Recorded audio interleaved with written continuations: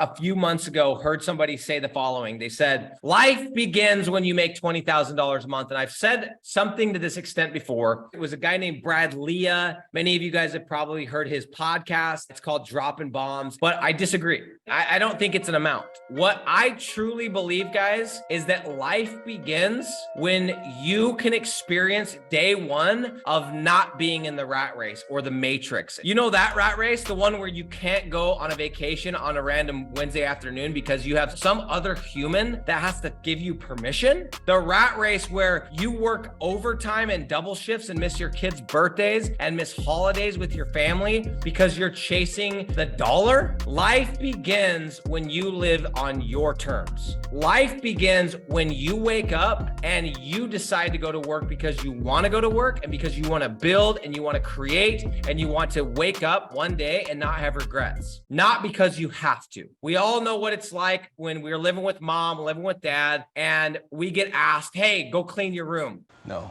Clean your room. And there's consequences if we don't. But you remember those one or two times that some of us, we got that weird little thing. We're like, maybe I'll just go clean my room instead of waiting for mom to ask me or dad to ask me or nanny to ask me or grandma to ask me. How much more excited were you to do it? How much better did it feel because you did it because you chose to do it, not because you had to do it? Life begins when you get to determine how you spend your money, when you get to determine what time you work, if you work nights, if you work mornings, if you go to the gym midday like I'm about to do. You get to live life on your terms. You realize if you have a 9-to-5 job, you are literally being told what to do, like you are in school, like you are in high school or elementary. You literally have another human being who's no better than you, who's not designated by God to be better than you or greater than you, that gets to tell you what to do, when to do it, how to wear, what opinions to have, what you can post on social media. Guys, what are you doing? If you like your job, that's amazing. But it reminds me of my good friend, Ryan Dalton. He's in my program. He's been an attorney for years and years and years. He has a really cool job. He travels all across the world. He travels to West Africa to basically chase down really bad people. This guy's making phenomenal money, beautiful home, beautiful family, a serious job. He's an attorney. And a year and some months ago, he's like, I don't like that I don't have complete control. I don't like that if my boss got offended or pissed off enough, my job is at risk. And even though it's good, even though I enjoy it, and even though I'm not planning on quitting anytime soon, I don't want to be in that position. So what did he do? He started researching business models. He started looking for different business models that had certain criteria, like scalability, like recurring income, like asset base, et cetera, et cetera, et cetera. He came across this business model and found our free Facebook group, ended up joining our program, went from 0 to 35K in less than a year, and he still has a 9-to-5 job. Guys, I'm not trying to talk shit on those of you that have a 9-to-5 job. I realize you've taken the wrong advice. I realize you maybe weren't taught certain things when you were coming up, or you had to do it because of a situation or a scenario. I get it. What I'm saying is, imagine that you live your whole life living under someone's thumb, another mortal man, another human being that gets to tell you what to do.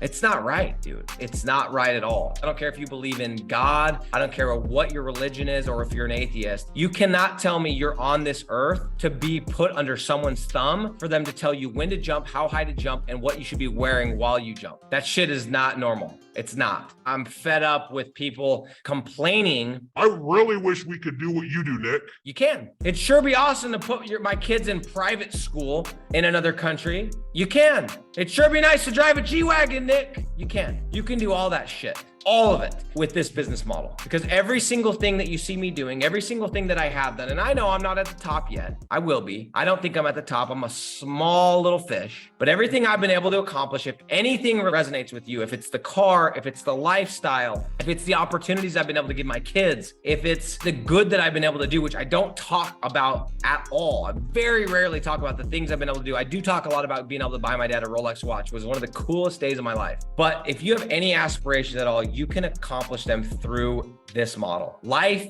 begins not at 20K, Bradley. Life begins the day that you escape the rat race. And for those of you that don't have that many bills, if your bills are only $3,000 a month, you're one of the lucky ones. You probably don't have kids. Or if you do, you guys are living very frugally, and hats off to you. You don't have that far to go. It only takes a couple of deals and you are out of the rat race. For those of you that were like me, I had a lifestyle, I had a house, I had cars, I had kids. I needed $10,000, $12,000 per month passively to escape the rat race. But what I want to just let you guys know is that every day that I wake up and I come in, I sit at this desk, or I go out on my balcony and I sip some fresh cold water, looking out over the ocean, and just ponder on how far that I've come through this model. It's crazy. I remember waking up and having to do stuff. I remember waking up and if I didn't go knock doors that day, I didn't make money and my family didn't eat. I felt so claustrophobic. Guys, life begins when you escape the rat race.